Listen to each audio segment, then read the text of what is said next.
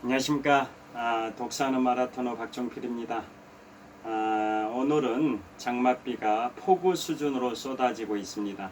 그래서 오늘은 야외에서 촬영하지 않고 퇴근 후에 집에서 촬영하고 있습니다. 현재 시각은 2023년 7월 4일 화요일 저녁 10시 10분 정도 됐습니다. 지금부터 약 1시간 남짓 촬영하도록 하겠습니다. 제가 요즘 계속 미국의 역대 대통령들에 관하여 계속 말씀드리고 있는데요. 거의 매일 저녁 퇴근길에 미국의 역대 대통령 3분씩 소개해드리고 있습니다. 오늘은 제 32대 미국 대통령 프랭클린 루즈벨트 대통령, 또 33대 대통령 해리 트루만 대통령, 34대 대통령 드와이트 아이젠하워 대통령, 이분들에 관하여 말씀드리겠습니다. 자, 먼저 제 32대 미국 대통령 프랭클린 루즈벨트 대통령은 미국 헌정사상 전무후무하게 대통령을 4번 했던 분입니다. 참고로 오늘은 2023년 7월 4일인데요. 미국 독립선언 247주년 기념일입니다. 제가 오늘 아침에 출근길에 미국 독립선언 247주년 관련해서 미국인들에게 있어서 독립기념일이 얼마나 중요한지 그거에 관하여 아침에 영상 촬영을 했었는데요. 1776년 7월 4일 미국이 영국으로부터의 독립을 선언한 날이 바로 지금부터 247년 전입니다. 자, 그래서 오늘 또 의미 있는 날 미국의 역대 대통령분들에 관하여 촬영을 하고 있습니다. 그래서 제일 먼저 소개해드릴 분은 미국 헌정사상 전무후무하게 대통령을 4번 했던 제 32대 미국 대통령 프랭클린 루즈벨트 대통령입니다. 자, 이분은 민주당으로 대통령에 당선이 됐었는데요. 프랭클린 루즈벨트 대통령 하면 또 어떤 걸로 또 관련 지어 볼 수 있냐면 미국의 역대 대통령들 중에 한 가문에서 대통령을 2명 배출한 가문이 총 4가문이 있습니다. 자, 그 중에 첫 번째가 2대 대통령 존 애덤스와 6대 대통령 존 퀸시 애덤스는 부자 관계입니다. 2대 대통령 존 애덤스가 아버지, 6대 대통령 존 퀸시 애덤스가 아들, 부자 관계입니다. 그리고 제9대 대통령 윌리엄 해리슨과 제23대 대통령 벤저민 해리슨은 할아버지와 손자 관계입니다. 9대 대통령 윌리엄 해리슨이 할아버지, 23대 대통령 벤저민 해리슨이 손자입니다. 그 다음에 26대 대통령 시어도어 루즈벨트와 32대 대통령 프랭클린 루즈벨트 대통령은 오촌 당숙과 오촌 조카 관계입니다. 즉 26대 대통령 시어도어 루즈벨트가 오촌 당숙이고 32대 대통령 프랭클린 루즈벨트가 오촌 조카, 그런 관계입니다. 그런데 좀 이례적으로 같은 가문이면 같은 정당일 확률이 높은데요. 그에 반해서 이 프랭클린 가문은 26대 대통령 시어도어 루즈벨트는 공화당으로 대통령에 당선이 됐고, 반면에 32대 대통령 프랭클린 루즈벨트 대통령은 민주당으로 대통령에 당선이 됐습니다. 그리고 또 4번째 그 가문이 어디냐, 제41대 대통령 조지 허버트 워커 부시, 이른바 아버지 부시 대통령, 그 다음에 제43대 대통령 조지 월커 부시, 즉 이른바 아들 부시 대통령, 이 두 분 관계도 부자 관계입니다. 41대 대통령 아버지 부시가 아버지, 43대 대통령 아들 부시가 아들, 그런 관계입니다. 그래서 미국의 헌정 역사상 한 가문에서 2명의 대통령을 배출한 가문이 총 4개 가문인데요. 그 중에 하나 가문이 바로 플랭클린 가문입니다. 자, 그래서 오늘 처음 소개해 드릴 분은 32대 대통령 플랭클린 루즈벨트 대통령인데요. 민주당으로 대통령에 당선이 됐고, 그리고 최근에 계속 테쿰스의 저주에 관해서 말씀드리고 있는데요. 플랭클린 루즈벨트 대통령은 테쿰스의 저주의 6번째 희생자가 돼서 임기를 못 채우고 임기 중에 사망한 분입니다. 자, 그래서 테쿰스의 저주 뭐 이미 여러 차례 말씀드렸습니다만은 미국의 역대 대통령 7명이 임기를 못 채우고 임기 중에 사망한 사건의 원인이 된 저주가 바로 테쿰스의 저주라고 제가 여러 차례 말씀드렸기 때문에 테쿰스의 저주의 개념에 관해서는 오늘은 생략을 하겠습니다. 여하튼 32대 대통령 플랭클린 루즈벨트 대통령은 테쿰스의 저주의 6번째 희생자로서 임기를 못 채우고 사선 임기가 시작된 지 한 83일 정도 된 시점인 1945년 4월 12일에 뇌출혈로 사망을 합니다. 자, 그래서 플랭클린 루즈벨트 대통령은 이제 좀 자세히 말씀드리겠습니다. 자, 한마디로 이분을 평가를 한다면 뉴딜 정책으로 민주당의 20년 정권의 기반을 닦은 분이 32대 대통령 플랭클린 루즈벨트 대통령입니다. 자, 뉴딜 정책 다 들어보셔서 아실 겁니다. 1929년 10월 24일에 미국의 주식시장이 대폭락을 해서 세계 경제 대공황이 발생이 됐는데요.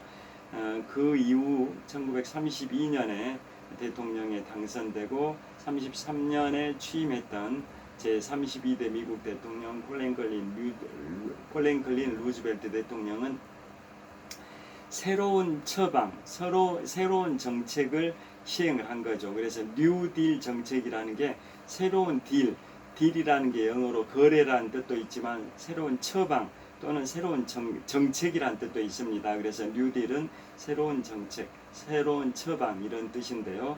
그래서 그 전에까지는 경제 정책이라는 게 자유방임주의, 정부의 불간섭주의, 자유주의 뭐 이런 성격이 강했었는데 이제 그로 인해 가지고 무분별하게 주식 투기 광풍이 일어나 가지고 주가가 엄청나게 오르다가 어느 날 대폭락을 해버린 게 1929년 10월 24일에 미국 주식 시장의 대폭락, 그게 세계 경제 대공황이지 않습니까? 그래서 그 전까지의 정부의 불간섭주의, 자유주의 경제 정책을 이제 방향을 선회하는 거죠. 정부에서 적극적으로 개입해 가지고 통제를 가하겠다라는 겁니다. 그래서 좀 비판하는 측면에서는 공산주의, 사회주의 요소를 가미한 거 아니냐라는 비판하는 그러한 일각의 시각들도 있긴 한데요. 전체적으로는 이제 일종의 수정자본주의 비슷한 거죠. 기본적으로는 자본주의인데 거기에다가 정부가 일정 부분 개입하는 수정자본주의 정책이 바로 32대 미국 대통령 플랭클린 루즈벨트 대통령의 뉴딜 정책입니다. 정부에서 어느 정도 적극적으로 개입해가지고 분배 정책도 펼쳐가지고 빈익빈 부익부 현상을 상당 부분 이제 완화시키는 그러한 정책들을 프랭클린 루즈벨트 대통령 시절에 펼치게 됩니다.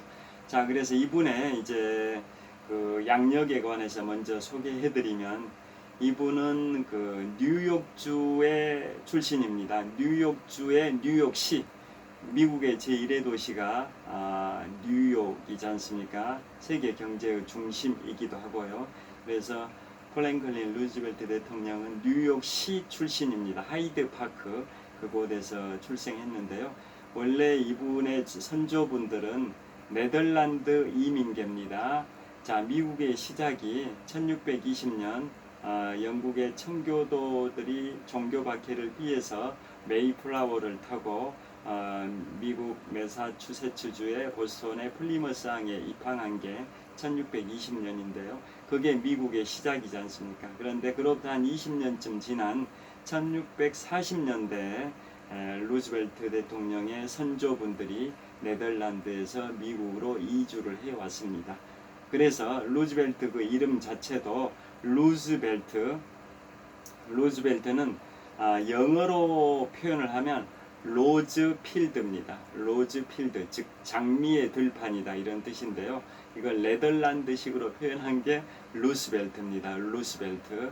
영어로는 로즈필드인데, 즉 장미의 들판이라는 의미의 로즈필드인데 네덜란드식으로 발음한 게 루스벨트입니다. 그래서 32대 미국 대통령 이름은 풀네임이 프랭클린 델라노 루스벨트 대통령입니다. 자, 그래서 이분은 네덜란드 이민자의 후손이신데요. 이 루스벨트 대통령의 아버지는 철도 사업가로 굉장히 재력이 있었습니다. 그래서 루스벨트 대통령은 어렸을 때 부유한 철도 사업가의 자녀로 성장을 해가지고 하버드 대학을 나오고 또 콜롬비아 법률학교를 나와서 변호사 활동을 하기도 합니다. 그 다음에 이분은 그 정치를 하게 된 결혼은 이분의 부인이 엘리너 루스벨트인데요. 이분의 부인은 이 루스벨트 대통령과 그 오촌 당숙 관계에 있다라는 26대 대통령 시어도 루스벨트 말씀드렸습니다. 자, 1901년 초부터 1909년 초까지 8년 동안 공화당으로 미국 대통령을 했던 분이 제26대 대통령 시어도 루즈벨트입니다. 그에 반해서 오늘 말씀드리는 제32대 미국 대통령 프랭클린 루즈벨트는 이분은 민주당으로 대통령을 1933년 초부터 1945년 4월 12일까지 12년 동안 합니다. 자, 이 두 분 관계가 오촌 당숙과 오촌 조카 관계라고 말씀드렸는데요. 그 시어도 루즈벨트의 조카와 프랭클린 루즈벨트가 결혼을 하게 됩니다. 그래서 그 프랭클린 루즈벨트 대통령의 부인은 이름이 엘리너 루즈벨트인데요. 이분은 이제 시어도 루즈벨트 대통령의 조카이자 프랭클린 루즈벨트 대통령의 먼 사촌뻘입니다. 먼 사촌뻘. 그래서 이제 결혼을 하게 되는데요. 이분 문제는 나중에 재밌는 대목이 이 엘리너 루즈벨트 이 부인의 여비서와 프랭클린 루즈벨트 대통령이 눈이 맞아가지고 부적절한 관계에 들어갑니다. 그래서 결국은 엘리너 루즈벨트와 프랭클린 루즈벨트, 즉 부부 관계는 사실상 파탄에 이르게 됩니다. 대통령이기 때문에 이혼을 안 했을 뿐이지 사실상 이혼한 거나 다름없는 그러한 파탄에 이르게 됩니다. 그 이유인 즉슨 아까 말씀드린 것처럼 부인인 엘리너 루즈벨트의 여비서와 프랭클린 루즈벨트 대통령이 부적절한 관계에 들어가 가지고 그 여비서 이름이 루시 마사입니다. 루시 마사라는 여비서인데요. 그 엘리너 루즈벨트, 즉 루즈벨트 대통령의 부인이죠. 부인인 엘리너 루즈벨트의 여비서인 루시 마사와 프랭클린 루즈벨트 대통령이 눈이 맞아가지고 이제 불륜 관계에 들어가는 바람에 루즈벨트 대통령 부부는 사실상 파탄에 이르게 되고 루즈벨트 대통령이 백악관에 있지만은 부인은 백악관을 떨어 나와가지고 별거를 하게 됩니다. 그래서 유일하게 혈육이었던 루즈벨트 대통령 부부의 유일한 혈육이었던 애너라는 딸이 있습니다. 유일한 혈육입니다. 그래서 이 애너라는 딸이 영부인 비슷한 역할을 했었습니다. 그 정도로 프랭클린 루즈벨트 대통령은 미국의 세계 경제 대공황과 제2차 세계대전이라는 국가 최대 위기 두 번을 극복시킨 위대한 대통령으로 평가를 받는데요. 개인적으로 그 결혼 생활은 그렇게 그렇게 행복하지는 않았다라는 생각이 듭니다. 뭐 여비사와 행복하게 지냈을지는 모르지만은 법률적인 혼인 관계에 있던 엘리너 루즈벨트와는 그렇게 사실상 이혼한거나 다름없는 별거 상태를 계속하다가 루즈벨트 대통령이 뇌출혈로 사망했기 때문에 결혼 생활은 불행했다라고 생각이 됩니다. 자, 그래서 다시 본론으로 프랭클린 루즈벨트 대통령은 정치를 언제 시작을 했었냐면 1910년입니다. 1910년에 이분의 출생 연도가 1882년생입니다. 1882년생입니다. 그래서 1910년이면은 28살 때입니다. 1910년 즉 28살 때 뉴욕주의 상원 의원으로 정치를 시작합니다. 뉴욕주 즉 연방 상원 의원이 아니라 뉴욕주의 상원 의원으로 주의회도 하원과 상원이 있고 연방에도 하원과 상원이 있지 않습니까? 그런데 정치 시작을 프랭클린 루즈벨트는 1910년 즉 28살의 나이에 뉴욕주의 상원 의원으로 정치를 시작하고요. 2년 후인 1912년에 미국의 대통령 선거가 있습니다. 그때 어떤 일이 있냐면 1901년 초부터 1909년 초까지 공화당으로 미국의 26대 대통령을 했던 시어도어 루즈벨트가 있었고 그 후계자가 1909년 초부터 1913년 초까지 또 4년 동안 공화당으로 미국의 대통령을 했던 분이 제27대 대통령 하워드 태프트 대통령인데요. 이 두 사람이 원래는 굉장히 가까운 사이였는데 이제 서로 사이가 안 좋아졌다고 지난번에 제가 26대, 27대 대통령 소개해 드릴 때 말씀드린 적이 있습니다. 그래서 1912년에는 이 두 사람이 26대 대통령 시어도어 루즈벨트와 27대 대통령 하워드 태프트 대통령이 1912년 대통령 선거에서 겨루게 됩니다.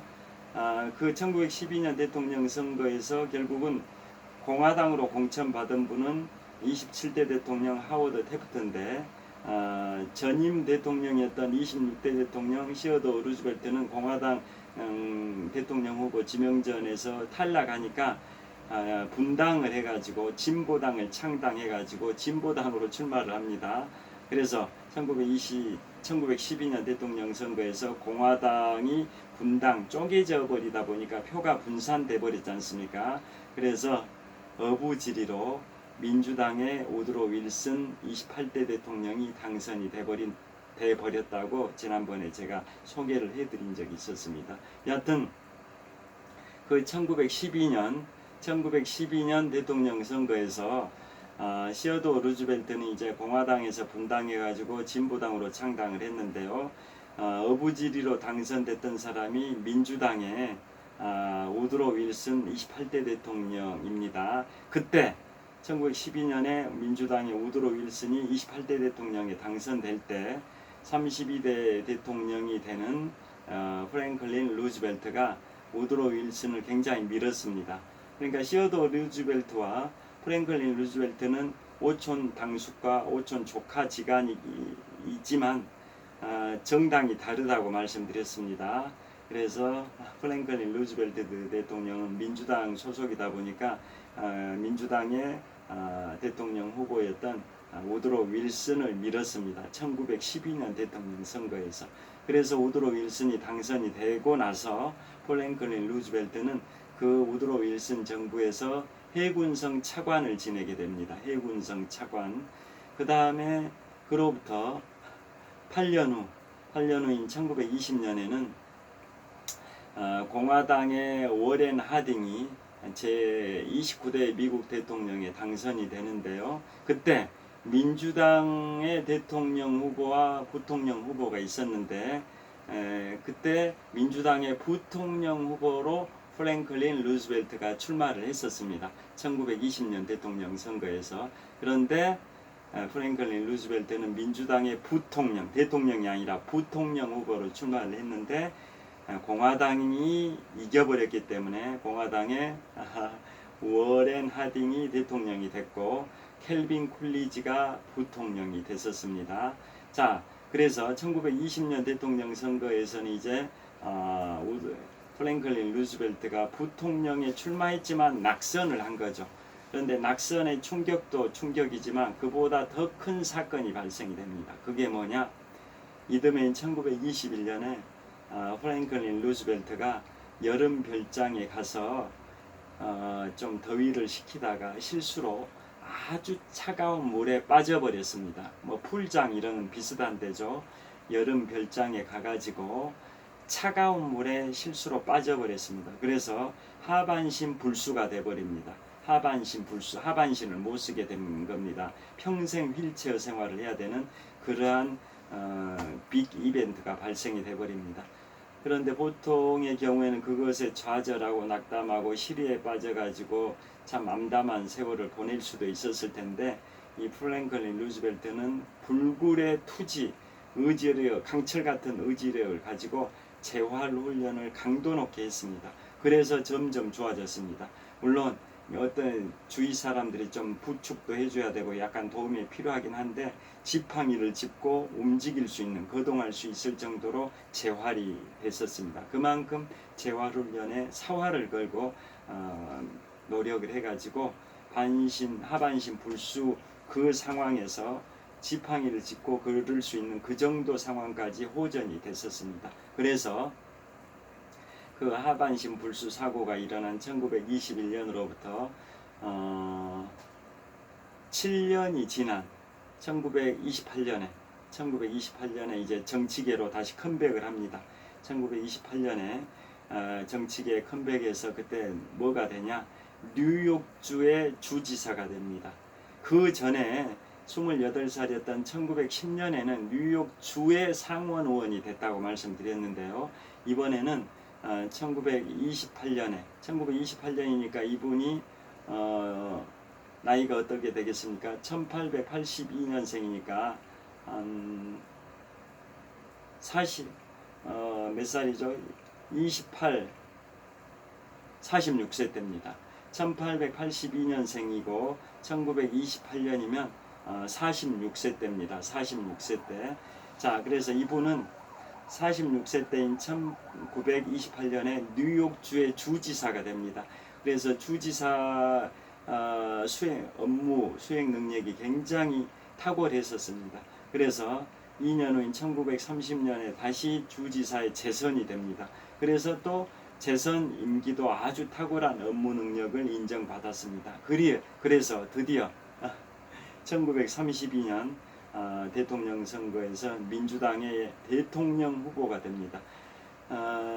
1920년에는 민주당의 부통령 후보가 돼가지고 낙선이 됐지만 그로부터 12년이 지난 1932년에는 민주당의 대통령 후보가 돼가지고 당선이 됩니다.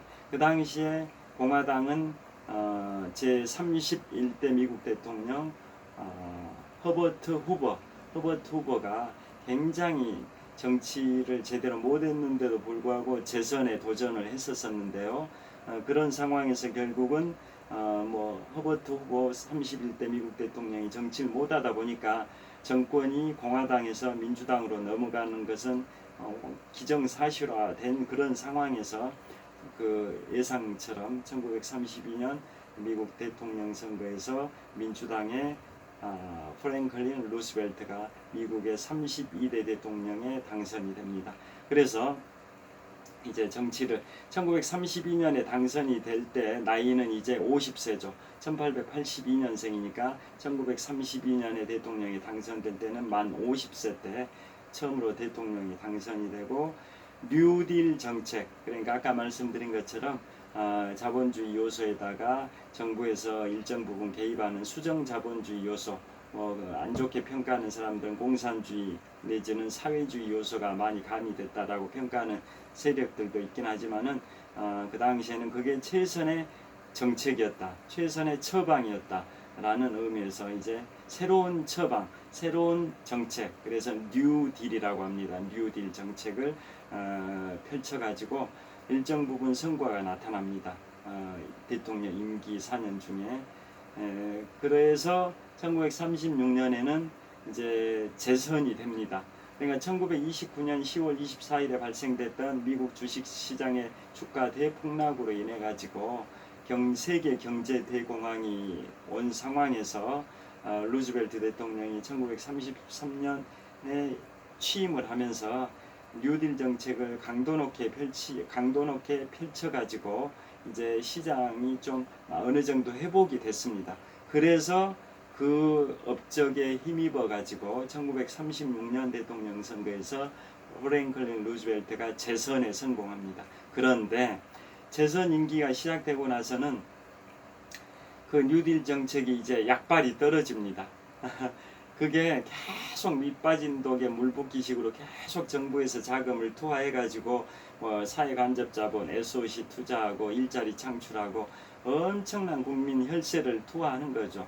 그래 가지고 임기 1기 때는 그렇게 경제를 어느 정도 살려냈는데 임기 2기 때는 그게 약발이 떨어졌습니다. 그래서 경제가 또 다시 안 좋아졌습니다. 그런데 천우신조로 루즈벨트 입장에서는 또 미국 입장에서도 천우신조로 어떤 일이 일어났을까요? 바로 1939년 9월 1일 독일이 폴란드를 침공하면서 제2차 세계대전이 발발이 됐습니다. 그래서 미국은 당장 참전하진 않았죠. 그렇지만은 그 유럽 전선에 연합국을 주도했던 영국한테 수많은 군수물자, 그 다음에 저리의 자금을 융자해주면서 2차 세계대전이 연합국이 승리할 수 있도록 간접 지원을 했었던 거죠. 그러니까 일종의 전쟁 특수가 발생이 된 겁니다. 유럽에서 연합국이 전쟁을 수행하려면 미국으로부터 그 많은 물자들을 수입해가지고 전쟁을 수행해야 되다 보니까 미국의 판로가 엄청나게 확대가 된 겁니다. 그래서 루즈벨트 대통령의 임기 2기 때는 경제가 안 좋아지다가 2차 세계대전이 1939년 9월 1일에 발생하면서 전쟁 특별한 수요가 발생이 되면서 다시 경제가 살아나갔습니다. 그래서 이듬해인 1940년 미국 대통령 선거에서 바로 루즈벨트 대통령이 3선에 성공을 합니다. 미국 헌정사상 아무리 대통령을 잘해도 2번까지밖에 안 했는데요. 이제 드디어 1940년에 3선에 성공을 합니다. 그런데 나중에는 트루만 대통령 때 아예 수정헌법을 만들어 22조 수정헌법 22조에 의해서 임기를 제한을 해버리는데요. 그건 좀 이따 말씀드리겠습니다. 자, 그런데 그 당시에는 대통령을 2번까지만 해라 이런 조항이 없었습니다. 1951년 2월 26일에 제33대 대통령 해리 트루만 대통령 때 수정헌법 22조를 만들어 가지고 3선 금지 헌법 조항이 생겼지. 그 전이었던 루즈벨트 시절에는 초대 대통령 조지 워싱턴이 대통령을 2번 하고 국민이 박수 칠 때 물러난다라는 신념을 갖고 물러났던 게 아름다운 관행이 돼서 미국의 역대 대통령들은 2번까지만 했던 거지 헌법에 2번만 할 수 있다라고 제한이 있었던 건 아닙니다. 그래서 루즈벨트 대통령은 기존의 아름다운 관행을 깨고 대통령은 이제 4번까지 한 건데요. 그래서 1940년에 3선에 성공을 합니다. 3선. 그래가지고 3선 임기가 이제 시작이 되고 이듬해인 1941년 12월 7일에 무슨 일이 발생할까요? 1941년 12월 7일에 바로 일본의 가미가제 특공대가 미국의 하와이 진주만을 기습 폭격을 합니다.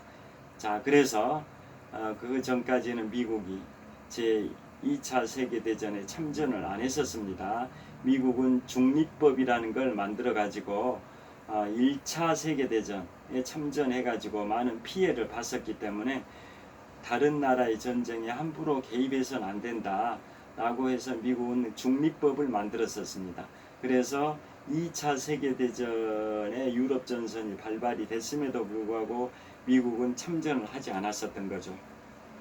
나중에 루즈벨트 대통령이 이제 비판을 받는 점들이 몇 가지 있는데 그 중에 하나가 독일의 아돌프 히틀러가 600만 명의 유대인들을 학살하는데도 불구하고 루즈벨트 미국 대통령은 유럽의 그 전쟁에, 즉 다른 나라 전쟁에 함부로 참전해 가지고 미국의 국력을 손상시키고 싶지 않다. 또 중립법이 있었기 때문에 참전을 안 했었던 겁니다. 그런데 2차 세계대전이 발발한 지 2년 정도 지난 시점인 1941년 12월 7일에 일본이 미국의 하와이 진주만을 기습 폭격하면서 이제 미국은 다음 날인 12월 8일에 프랭클린 루즈벨트 대통령이 미국 의회에서 이제 연설을 합니다. 우리는 이러이러하게 해서 일본이 공격을 해왔기 때문에 참전할 수밖에 없다라고 해서, 그래서 12월 8일에 의회에서 전쟁, 일본을 상대로 선전포고를 하고 전쟁을 해도 좋다라고 의회에서 승인을 해줍니다. 그래서 12월 8일 날 미국은 일본을 상대로 선전포고를 하면서 그 유명한 제2차 세계대전의 태평양 전선이 발생이 되고요. 또 그거에 대해서 3일 후에 독일하고 이탈리아가 미국을 상대로 또 선전포고를 합니다. 왜냐하면 독일하고 이탈리아, 일본은 이른바 추축국을 형성을 하고 있었습니다. 그래서 미국이 12월 8일에 일본을 상대로 선전포고를 하니까 그 선전포고를 당한 일본의 추축국 일원이었던 독일과 이탈리아가 미국을 상대로 선전포고를 하게 된 겁니다. 그래서 미국은 일본을 상대로 태평양 전선에서 또 싸우게 되고, 또 이탈리아, 독일을 상대로 유럽 전선에서 또 싸우게 돼서 미국은 태평양과 유럽 양쪽에 이제 서 치러지는 제2차 세계대전에 이제 참전을 하게 됩니다. 자, 그래서 프랭클린 루즈벨트 대통령이 사실상 2차 세계대전을 거의 승리로 이끌었습니다. 그리고 1944년에 이제 또 대통령 선거 때는, 그때 이제 프랭클린 루즈벨트 대통령이 사선이 됩니다. 사선. 자, 1940년에 그렇게 3선에 성공했던 이유는 결국은 뭐 2차 세계대전이 발생이 됐고, 그 다음에 전쟁 특수가 발생이 되고 경제가 좀 좋아지니까 1940년 프랭클린 루즈벨트가 3선이 될 때는 전쟁 특수로 인해서 경제가 좋아지니까 다시 3선에 성공을 했던 거고요. 여전히 40년에 당선될 때는 이 미국은 전쟁에 참전을 안 하고 있었죠. 이듬해인 41년 12월 7일에 일본이 미국을 진주만 기습 폭격하니까 그때야 미국은 2차 세계대전에 참전한 거지 않습니까? 그래서 1940년에 프랭클린 루즈벨트가 3선이 된 것은 2차 세계대전이 발발돼서 미국의 전쟁 특수로 인한 수출이 증가해가지고 경제가 호전되니까 1940년에 미국의 프랭클린 루즈벨트가 3선에 성공한 겁니다.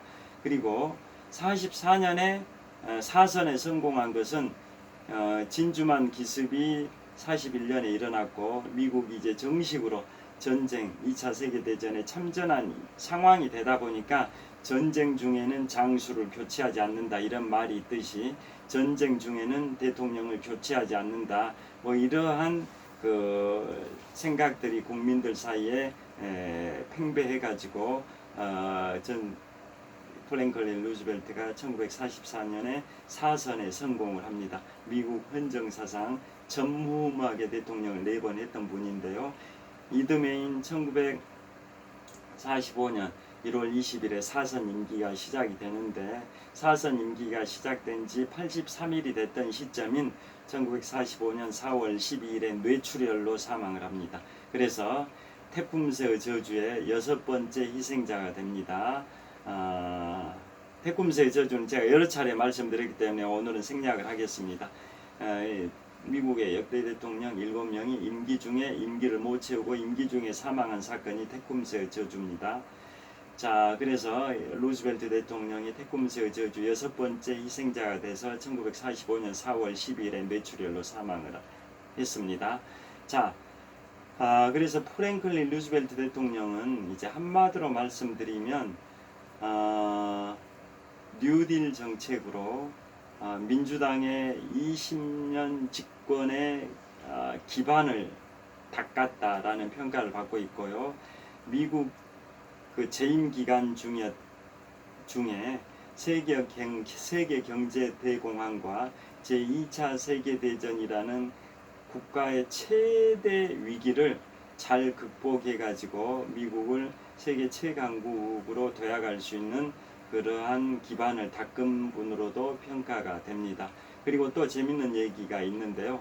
자, 원자폭탄을 히로시마 나가사키에 투하한 분은 후임 대통령인 해리 트루만 대통령인데, 원자폭탄이 갑자기 하늘에서 툭 떨어진 게 아니지 않습니까? 이른바 맨해튼 프로젝트라는 암호명으로 원자폭탄 개발 프로젝트가 진행이 됐었는데요. 그게 바로 프랭클린 루즈벨트 32대 대통령 시절에 한 6년 정도 그 프로젝트가 진행된 게 결실을 본 겁니다. 그래서 그 원자폭탄 개발 프로젝트에 관해서 간단히 말씀드리면, 자, 2차 세계대전이 발발한 것은 1939년 9월 1일 독일이 폴란드를 공격하면서 시작이 됐는데요. 그보다 한 달 앞선 1939년 8월 2일에 아인슈타인이 미국의 프랭클린 루즈벨트 대통령에게 편지를 한 통 씁니다. 뭐라고 쓰냐? 지금 독일의 아돌프 히틀러가 원자폭탄을 개발하고 있을 가능성이 높다. 만약에 아돌프 히틀러가 원자폭탄을 개발하게 되면 인류는 종말에 처할 수도 있다. 인류의 종말, 즉 아마겟돈이 도래할 수도 있다. 그래서 아돌프 히틀러가 개발하기 전에 우리 미국이 먼저 원자폭탄을 개발해야 된다라고 아인슈타인이, 세계적인 물리학자 아인슈타인이 프랭클린 루즈벨트 미국 대통령에게 편지를 썼습니다. 자, 그래서 루즈벨트 대통령이 이른바 극비리에 추진했던 게 원자폭탄 개발 프로젝트, 암호명 맨해튼 프로젝트인데요. 제가 지금부터 4년 5개월 전인 2019년 2월에 미국의 샌프란시스코 여행을 갔었습니다. 그보다 1년 앞선 2018년 9월에는 미국의 로스앤젤레스에도 여행을 갔었는데요. 미국의 샌프란시스코에 2019년 2월에 여행 갔을 때 그 샌프란시스코의 북동쪽 한 15km, 20km 지점에 UC 버클리가 있습니다. 세계적인 주립대학 UC 버클리, 캘리포니아 주립대학 버클리 캠퍼스란 뜻이죠. UC 버클리. 자, 그래서 UC 버클리에 이론 물리학자 오펜하이머가 있었습니다. 그 당시에. 그래서 미국의 프랭클린 루즈벨트 대통령은 이른바 맨해튼 프로젝트라는 암호명으로 원자폭탄 개발 프로젝트를 진행을 했고, 그걸 주도했던 책임자는 UC 버클리의 이론 물리학자 오펜하이머 교수를 수장으로 임명해서 진행을 했었습니다.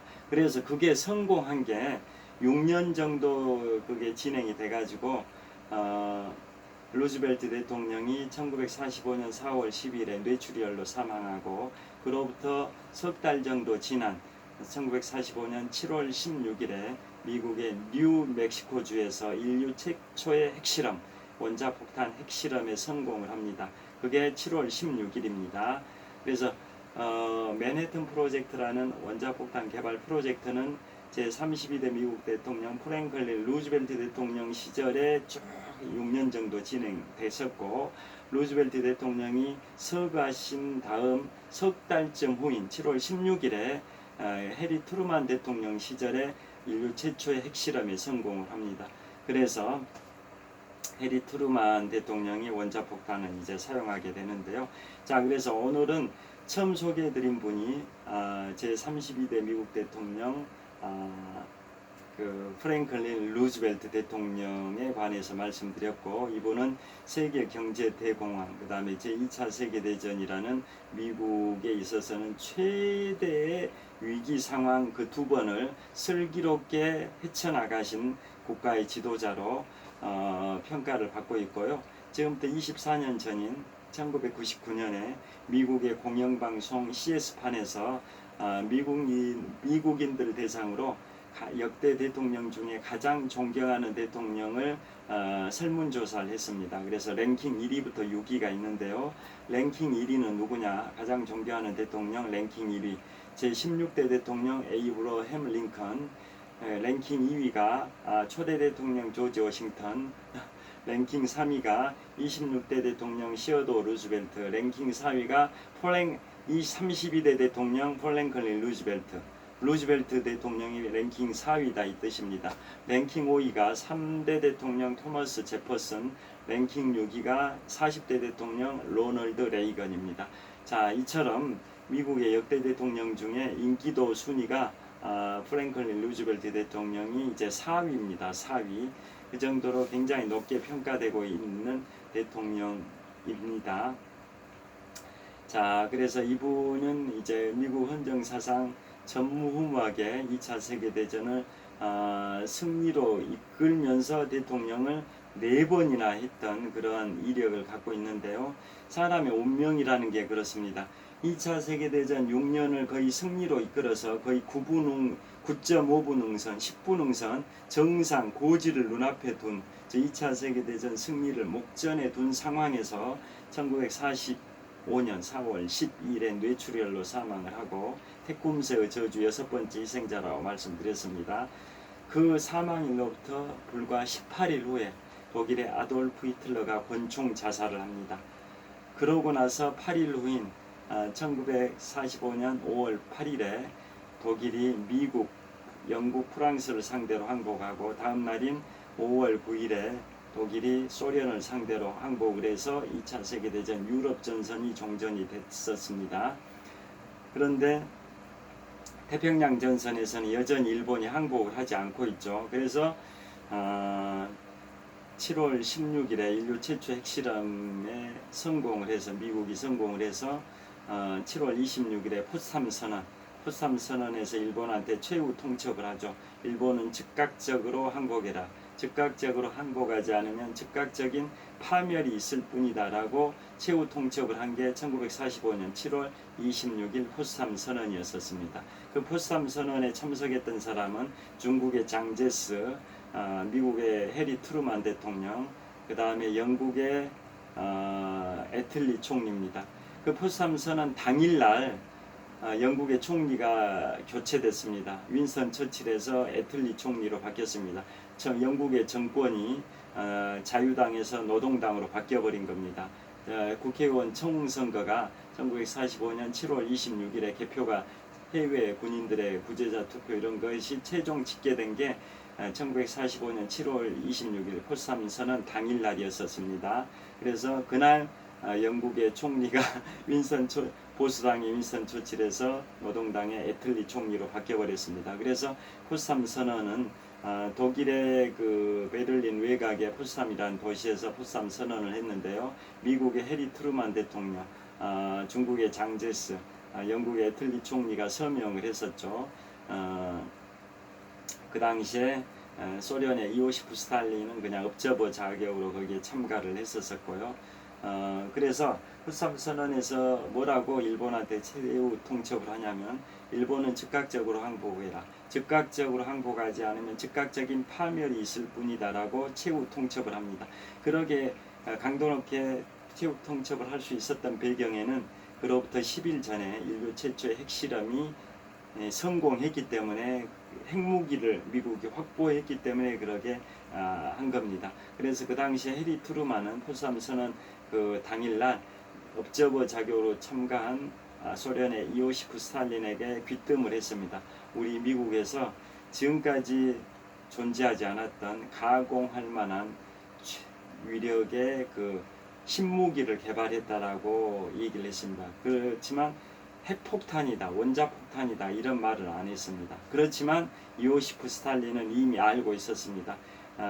스파이 정보망을 통해 가지고 미국이 1945년 7월 16일 미국의 뉴멕시코주에서 인류 최초의 핵실험인 원자폭탄 핵실험에 성공했다라는 것을 이오시프 스탈린 소련 공산당 서기장은 이미 그 정보를 알고 있었기 때문에 해리 트루만이 포삼 선언 당일인 1945년 7월 26일에 이러이러하게 신무기를 개발했다라는 그 말에 대해서 이미 알고 있었다라는 겁니다.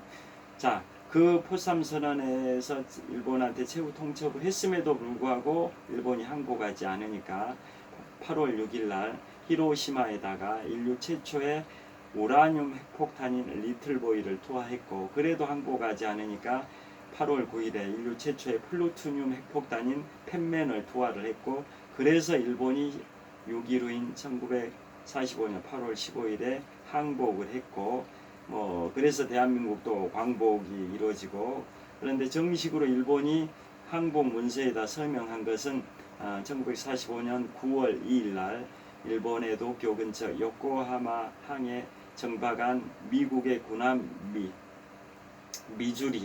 미주리호 군함 안에서 거기 일본이 그 메가드 장군 앞에서 항복 문서에 서명을 했었습니다.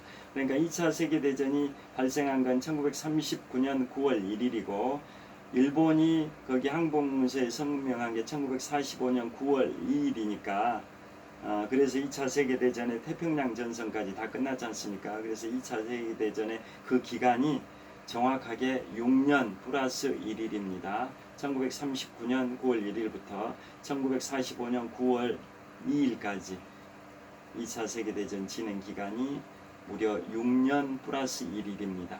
제가 최근에 인문학 서적 네 번째로 출판한 게 지난 2023년 3월 6일에 제2차 세계대전 영어로는 월드워 2를 출간을 했는데요. 그래서 제가 제2차 세계대전에 관하여는 많이 리서치 연구를 했었습니다. 그게 벌써 출간된 지 4, 5, 6, 7 넉 달 전인데요.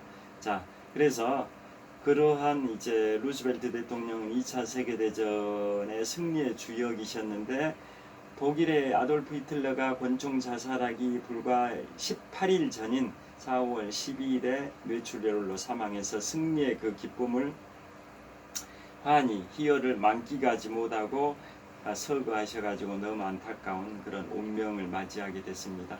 자, 그 다음에 아까 말씀드릴 때 이걸 말씀드렸었습니다.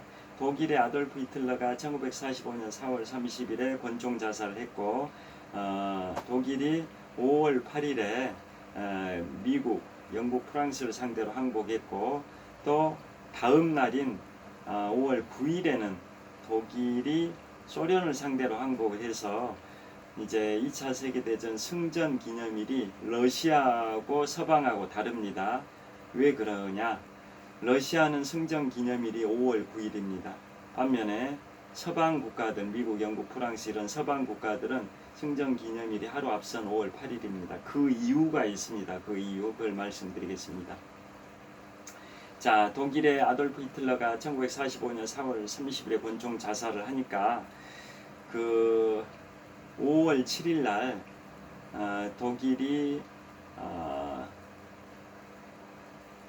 프랑스의 랭스라는 곳에 가서 미국, 영국, 프랑스 연합군 사령부가 있는 지역이 프랑스 랭스라는 지역이었습니다. 그래서 독일의 작전 참모 본부장이 그 프랑스 랭스에 가서 연합국 총사령관이 있는 드와이트 아이젠하워 사령관 앞에 가서 항복 문서에 서명을 합니다. 자, 그 드와이트 아이젠하워 연합국 총사령관은 나중에 좀 이따 소개해드릴 세 번째 대통령으로 제34대 미국 대통령을 했던 분입니다. 자, 그래서 서명 문서에 서명을 했는데요. 그날이 1945년 5월